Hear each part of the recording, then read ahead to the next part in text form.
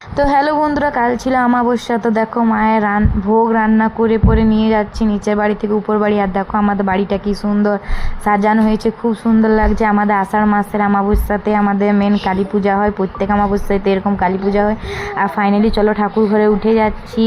আর দেখবে মাকে কীরকমভাবে তোমাদের দাদা ভাই আর আমি সাজিয়েছি। দেখো আমাদের মাকে কীরকম সুন্দর লাগছে দেখতে, অবশ্যই কমেন্টে জানাবে।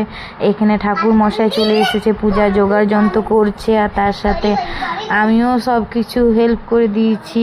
তোমাদের দাদা ভাই উপাস করেছে, আমাদের বাড়ির সবাই, যার কারণ মায়ের কালকে ছিল অমাবস্যার পুজো, তার জন্য সবাই মিলে আমরা উপাস করেছি। আর ঠাকুর মশাই তোমাদের দাদা ভাই দুজনাই পূজার মধ্যে বসে। ঠাকুর মশাই পুজো মন্ত্র বলে আর তোমাদের দাদা ভাই পূজা করে। তো দেখো ফাইনালি পূজার মধ্যে তোমাদের দাদা মহাকাল ওম ওম ক্রিং সম্পদে তেজসত্তা অনেন অশস্ত অত্রেণ ওম ক্রিং মহাকাল ভৈরব সহিত শ্রীমৎ দক্ষিণ কালিকা দেবী